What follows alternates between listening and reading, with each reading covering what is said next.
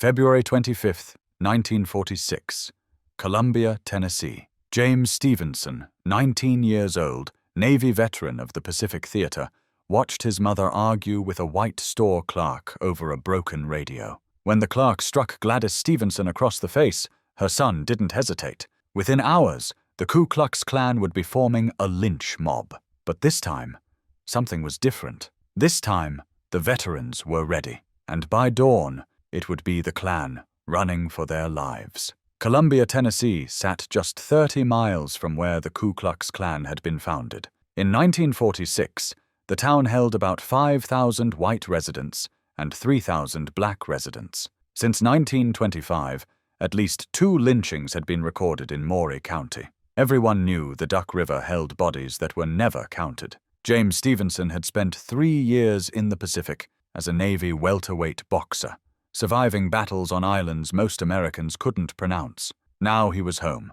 standing in Castner Knott department store on February the 25th, listening to William Fleming Jr. insult his mother over a radio repair. The store had mistakenly sold Gladys Stevenson's radio, then recovered it but increased the bill. When she complained, Fleming became aggressive. Then he struck her. James Stevenson, trained fighter, combat veteran, stepped between them. Fleming swung at him.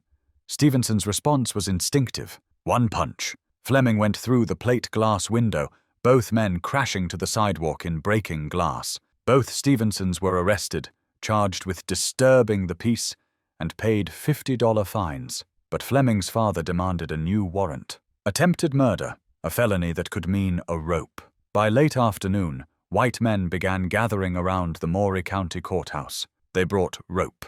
Several men were seen purchasing additional rope from a hardware store. But 76-year-old Julius Blair, a black businessman, decided the script would be rewritten. He posted James Stevenson's bond and put him in a car heading to Chicago. By nightfall, Stevenson was 100 miles away. The mob didn't disperse. Their anger turned toward the entire black community. 1 block south of the courthouse sat the Bottom, also called Mink Slide, Columbia's segregated black business district along East 8th Street. Everything they'd built could be destroyed in a single night of mob violence. But as darkness fell, something unprecedented began happening. Men moved through the streets carrying rifles, shotguns, pistols. They weren't running, they weren't hiding, they were preparing. The World War II veterans of Columbia, Tennessee had come home. These weren't boys taught to step off sidewalks. These were men who'd learned to shoot in the Army, Navy, and Marines. Men who'd fought in North Africa, Italy, France, the Pacific. Men who understood firepower, tactical positions, fields of fire. They were done stepping aside. The veterans fortified the Bottom. They shot out streetlights, plunging East 8th Street into darkness. They took positions on rooftops with commanding views. They stationed armed men at intersections. They brought out over 300 weapons, an arsenal that shocked authorities. Rifles, shotguns, pistols, ammunition. At least 9 were World War II veterans. They built defensive positions using sandbags. They established firing lanes. They coordinated overlapping fields of fire. Everything they'd learned in military training, they applied to defending their neighborhood. Around 10 o'clock p.m., Columbia Police Chief Walter Griffin sent 4 patrolmen into the Bottom on foot, weapons drawn. From the darkness, a voice called out, "Stop! Don't come any further!" The officers kept walking. "We said stop!"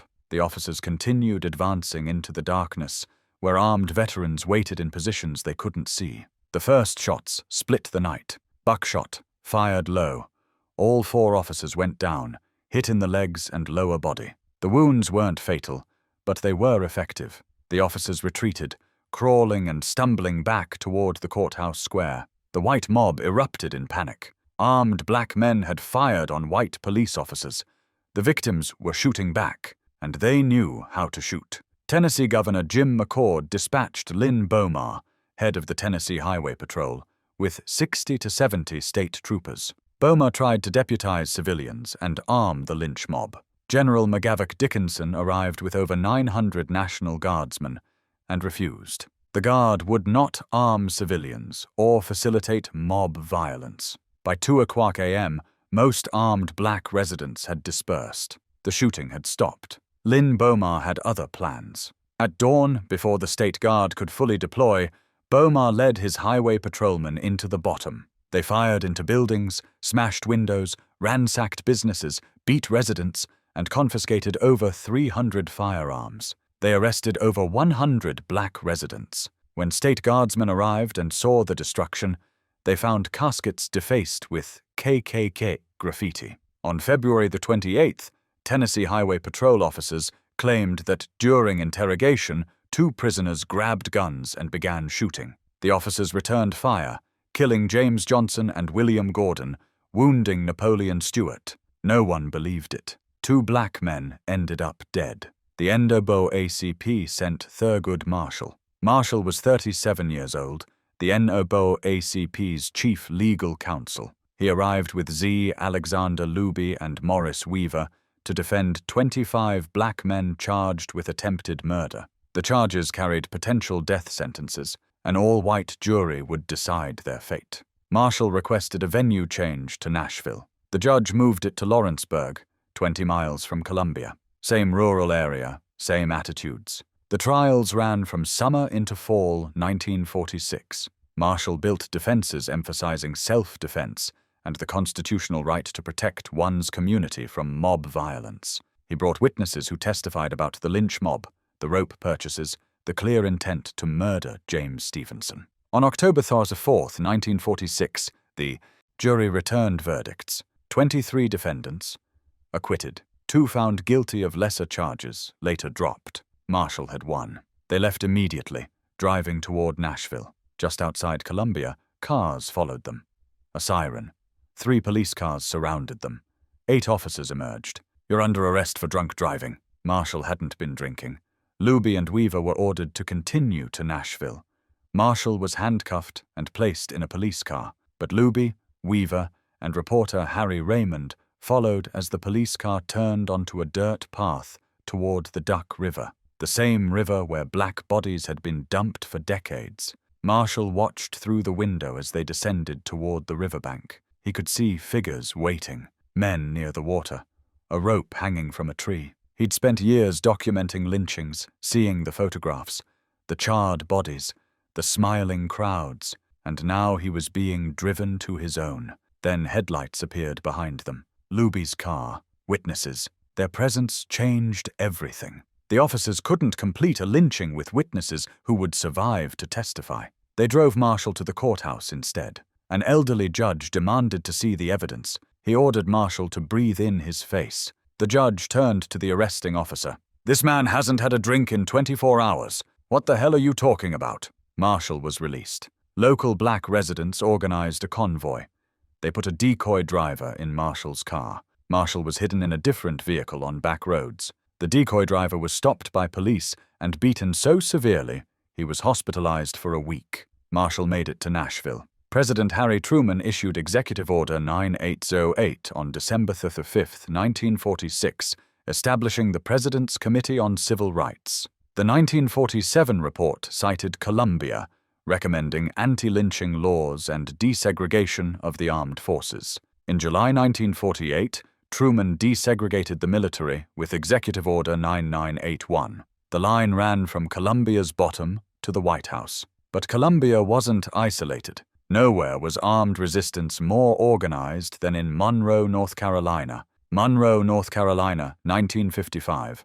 Population 12,000. Southeastern regional headquarters for the Ku Klux Klan. Press estimates said 7,500 residents belonged, meaning more than half the white adult population. The police chief attended Klan rallies. When Klan motorcades drove through black neighborhoods firing weapons, police cars escorted them. Robert Franklin Williams returned that year. Born in Monroe in 1925, grandson of slaves, he'd worked Detroit auto factories, organized for the UAW, and fought in the 1943 Detroit race riot. He'd served in the Army and Marines. When he joined the local NAACP chapter, membership had dwindled to 6 people, considering disbanding. They elected him president, then left. Williams recruited aggressively among working-class black residents and veterans. Within months, he'd built what one observer called the only NAACP chapter of its kind, working class,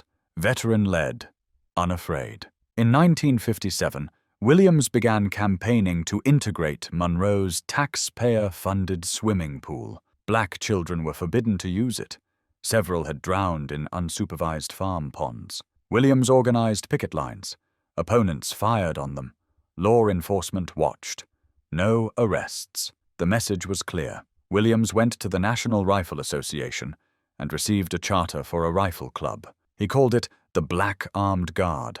About 60 men, most World War II veterans. They trained in marksmanship and collective defense. The Klan held rallies drawing thousands. After the rallies, motorcades formed, 50 or more cars driving through black neighborhoods with police escorts, firing at houses. Dr. Albert E. Perry, a physician and Monroe NAACP vice president, became a target. In summer 1957, word spread of a major attack planned. Williams and the Black Armed Guard fortified Perry's house with sandbags, brought rifles and ammunition, and waited. On October the 5th, 1957, a Klan motorcade approached. 50 cars. They opened fire on the house. The house fired back. Disciplined rifle volleys erupted from the sandbagged positions. The guard aimed low, shooting out tires, hitting engines. Klan members discovered the dark house wasn't filled with cowering victims.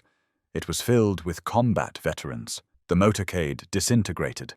Drivers hit the gas, cars colliding, wounded Klan members screaming. Within minutes, the entire motorcade scattered in panic, Klan members running, abandoning vehicles, fleeing into the night. The next day, Monroe's city council held an emergency meeting. The same officials who'd provided police escorts for Klan motorcades suddenly banned them without special permits. The Klan's night riding in Monroe stopped, not because of police action. It stopped because armed black veterans made it too dangerous. The Klan wanted no part of firefights with combat veterans. Robert Williams was clear. Racists consider themselves superior beings and are not willing to exchange their superior lives for our inferior ones. They are most vicious when they can practice violence with impunity. Williams began publishing The Crusader, spreading his message of armed self-defense. In 1959, after stating black men should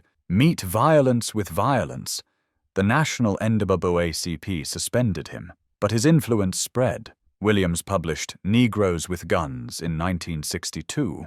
Malcolm X cited him as an influence. Huey Newton and Bobby Seale, founding the Black Panther Party in 1966, considered Williams foundational. The Panthers' Oakland patrols, openly carrying weapons, directly applied lessons from Monroe. In 1961, Williams faced kidnapping charges after giving a white couple refuge during Freedom Rider violence.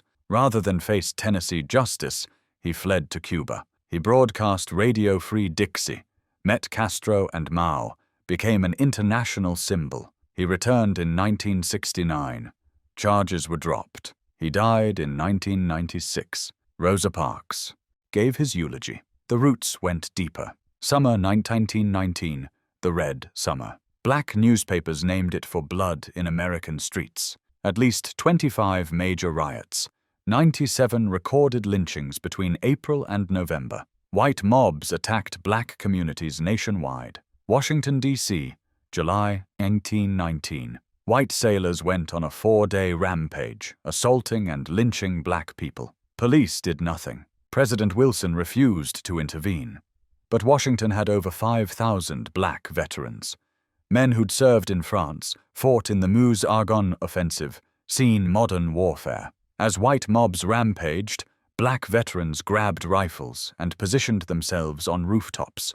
They set up defensive perimeters around Howard University. When white mobs came, they fired. White rioters, expecting defenseless victims, took casualties. The mob attacks broke. For the first time, a major race riot was repelled by organized black armed resistance. One group broke into an armory, distributed weapons, used military tactics. The violence continued 4 days until Wilson deployed 2,000 federal troops. 40 people died, but Black Washington defended itself. The resistance inspired black veterans nationwide: Chicago, Longview, Knoxville, Omaha. Wherever black veterans organized, the dynamics changed. Lynch mobs discovered rope wasn't sufficient against men who'd survived the Western Front. W.E.B. Du Bois captured it in The Crisis. May 1919. We return from fighting. We return fighting. That spirit carried forward through decades. Columbia, 1946. Monroe, 1957. The Black Panthers, 1967. The tactics evolved, but the principle remained. Black people had the right to defend themselves. The irony was profound. Black veterans served their country, fought its wars, defended American democracy against fascism. They did everything asked. They came home to a nation that treated them as less than human, denied basic rights, would murder them for demanding equality. But military service gave them something the system hadn't anticipated. Training, discipline, weapons proficiency, organized resistance experience. They'd learned to shoot, they'd learned tactics, and they applied those lessons to defending their communities. The Klan relied on terror being one-directional. They terrorized with impunity because victims had no effective resistance. Police wouldn't protect black communities. Courts wouldn't prosecute white attackers. The federal government wouldn't intervene. Armed black veterans changed that. Terrorism carried a cost. Klan motorcades couldn't drive through black neighborhoods without risk. Lynch mobs couldn't form without considering their intended victim might be armed. Police couldn't stand by while white mobs rioted without accounting for black residents defending themselves. The resistance wasn't always successful. The Klan still murdered. Police still facilitated violence. Courts still protected white attackers. But organized armed resistance meant white supremacist violence was no longer cost-free. That awareness changed behavior in ways moral appeals alone couldn't achieve. This doesn't diminish non-violent activism's importance. Marshall's legal challenges, King's Montgomery campaign, the sit-ins, freedom rides, all were essential to dismantling legal segregation. The movement succeeded through combined tactics: legal challenges, non-violent action, political organizing, economic pressure, and armed self-defense. When communities faced existential threats, Williams emphasized this. He never claimed armed resistance alone would achieve equality. He argued it was a necessary component, that communities had the right to defend themselves while pursuing legal and political change. The debate between non-violence and armed self-defense played out between Williams and King in 1960. King argued non-violence demanded greater courage, was morally superior and strategically more effective. Williams countered that non-violence worked against adversaries with moral conscience, but failed against opponents who'd murder children without remorse. Both were partially right. Success came from combining approaches. Legal challenges opened doors armed resistance couldn't. Non-violent action created moral crises forcing federal intervention, and armed self-defense protected communities when law enforcement refused. The history complicates simplistic narratives. School textbooks feature King's "I have a dream" speech, but omit black veterans guarding his bombed home. We learn about Rosa Parks, but not the armed men protecting the Montgomery bus boycott. This erasure serves a purpose. It allows the movement to be remembered as entirely peaceful. That version is easier to commemorate, easier to teach. It's also incomplete. The real history includes armed resistance, debates about justified violence, protecting communities law enforcement refused to defend. It includes veterans who'd fought for democracy abroad, then fought for it at home, using military training to protect families and neighborhoods. That doesn't diminish non-violence's moral power, it contextualizes it. The movement succeeded through complex combinations of tactics serving different purposes. The veterans guarding Columbia, fortifying Perry's house, positioning on Washington rooftops, they weren't opposing the broader movement. They were protecting it. They ensured activists could organize, communities could survive. The movement itself wouldn't be destroyed by unchecked white supremacist violence. They sent a message echoing through history. Black people would defend themselves. They had the right, ability, and will to meet violence with force when their lives were threatened. That message didn't end racism, didn't dismantle segregation, didn't solve fundamental inequalities persisting today, but it established a boundary white supremacist violence couldn't cross with impunity. In Columbia, contradictions captured the moment's complexity. 23 men acquitted for defending their community. Unprecedented victory,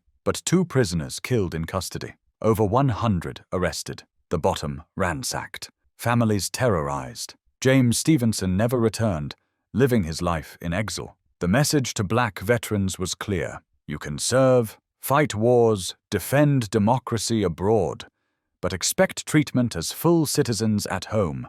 Resist when white mobs threaten, and there will be consequences. Yet resistance continued. In 2016, Maury County dedicated a historical marker on East 8th Street, commemorating the 1946 uprising. The text carefully notes historians prefer uprising to riot, acknowledging what happened was resistance, not rebellion. The marker stands in a changed city. Legal segregation is gone. Black residents vote, serve in government, send children to integrated schools. The Duck River hasn't received a lynching victim in decades. Progress has been real, but it stands where racial disparities persist in education, housing, healthcare, criminal justice, where debates about police violence continue, where armed self-defense remains controversial when practiced by black citizens, where white supremacist terrorism's history is often minimized.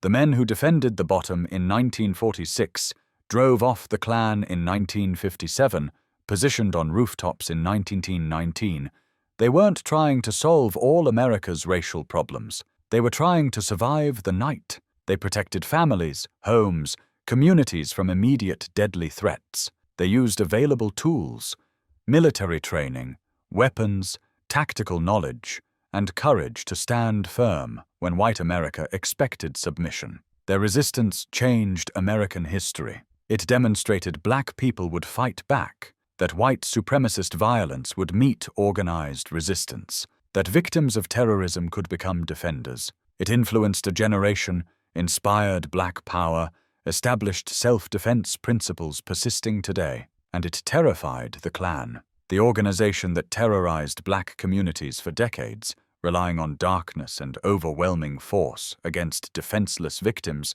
discovered what happened when victims were armed, trained, and ready. The Klan ran, they scattered, they abandoned motorcades and rallies and threats when faced with black veterans who knew how to shoot. That terror, that role reversal, that moment when terrorists became terrified marked a fundamental shift. It didn't end white supremacy. It didn't eliminate racism.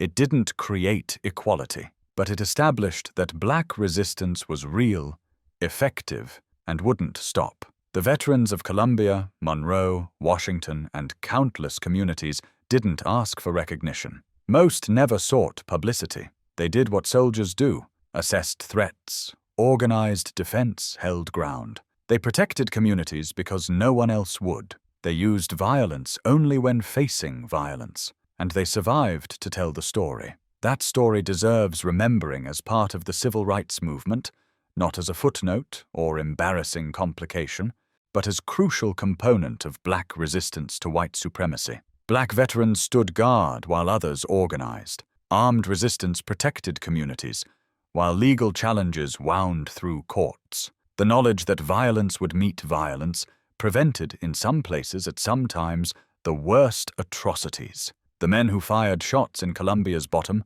returned fire at Perry's house, positioned on Washington rooftops.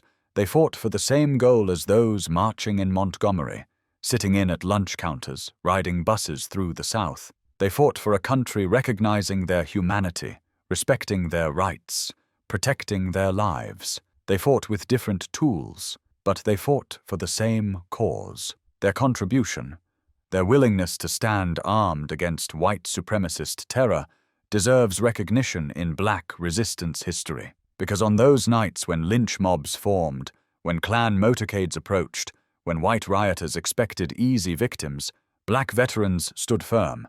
They fired their weapons, they defended their communities, and they made clear the days of unopposed white supremacist violence were ending. The Klan ran. The veterans held their ground. That's history worth remembering.